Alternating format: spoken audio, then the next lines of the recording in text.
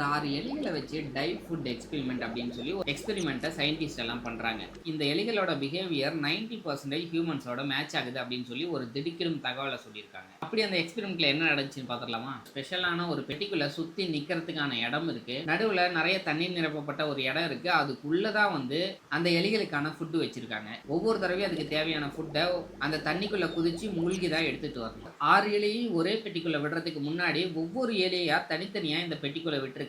ஒவ்வொரு எலியுமே தனியா குதிச்சு தனக்கான ஃபுட்டை எடுத்துட்டு வந்து மேல வச்சு சாப்பிட்டுட்டு இருந்திருக்கு. ஆனா அதுக்கப்புறம் சயின்டிஸ்ட் செஞ்ச இந்த ஒரு மாற்றம் 6 எலியையும் ஒரே டைம்ல இந்த ஒரு பெட்டிக்குள்ள விடும்போது இந்த எலிகள் எல்லாமே 4 குரூப்பா பிரிஞ்சிருக்கு. குரூப் ஏல இருக்கிற 2 எலிகள் தண்ணிக்குள்ள குதிச்சு கஷ்டப்பட்டு அந்த ஃபுட்டை எடுத்துட்டு வந்து வெளியே வைக்கும். அப்படி வச்ச உடனே குரூப் பி ல இருந்த 2 எலிகள் ஃபுட் எடுத்துட்டு வந்த எலியை தாக்கி அந்த ஃபுட்டை புடுங்கிட்டு போய் சாப்பிட்டு இருந்திருக்கு. குரூப் பி எலிகள் இப்படி பண்ணதுனால குரூப் ஏல இருக்க எலிகளுக்கு அந்த எலிகள் சிந்தி போட்ட சில துண்டுகள் மட்டும்தான் உணவா கிடைச்சிருக்கு. குரூப் சி ல ஒரே ஒரு எலி தான் இருக்கு. அந்த எலி தனக்கு தேவையான ஃபுட்டை அதுவே போய் எடுத்துட்டு வந்து அதுவே ரகசியமா வச்சு சாப்பிட்டு இருந்திருக்கு. அப்படி வேற ஏதாவது எலிகள் அதை துன்புறுத்தி அதை கேட்டாலும் அதுக்கு கூட ஆக்ரோஷமா சண்டை போட்டு தன்னோட உணவை பாதுகாத்து அது மட்டும் சாப்பிட்டு இருந்திருக்கு. குரூப் டி ல தனியா ஒரு எலி இருக்கு. அந்த எலி இவங்க யாரு கூடயும் சண்டைக்கும் போகல, தனக்கு தேவையான ஃபுட்டை அதுவா முயற்சி பண்ணி எடுத்துட்டு வரல. மற்ற எலிகளுக்குள்ள சண்டை நடக்கும் போது அங்கங்க செதறி போயிருக்கு இல்லையா, சின்ன சின்ன துகள்களா இருக்கிற அந்த உணவுகளை மட்டுமே சாப்பிட்டுட்டு வாழ்ந்துட்டு இருந்திருக்கு. ஸோ இந்த எக்ஸ்பெரிமெண்ட்ல இருந்து எப்படி இது ஹியூமன்ஸோட 90% மேட்ச் ஆகுது அப்படின்னு சொல்றாங்கன்னா,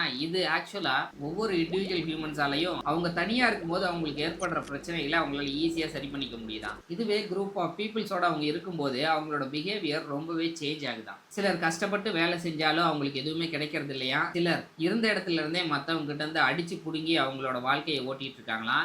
இன்னும் சிலர் தனக்கு தேவையானதை தான் மட்டும் வச்சுக்கிட்டு தன்னை துன்புறுத்த வரவங்கள எதிர்த்து போராடிட்டு இருக்காங்களாம். இன்னும் சிலர் தான் குரூப் டி ல இருக்கிற எலி மாதிரி தன்னோட வாழ்க்கை முன்னேறதுக்காக எந்த ஒரு முயற்சியுமே எடுக்காம ஓரமா ஒதுங்கி இருந்தே செத்து போயிடுவாங்க. இந்த எக்ஸ்பெரிமெண்ட்ல சயின்டிஸ்ட் சொன்னது கரெக்டா தான் இருக்கு அப்படின்றது எனக்கு தோணுது. உங்களுக்கு என்ன தோணுதுன்றத கமெண்ட் பண்ணுங்க. இந்த வீடியோ உங்க ஃப்ரெண்ட்ஸ் அண்ட் ஃபேமிலிக்கு ஷேர் பண்ணி விட்டுட்டு நம்ம சேனலை ஃபாலோ பண்ணி வச்சுக்கோங்க. அப்புறம் நாளைக்கு பார்க்கலாம்.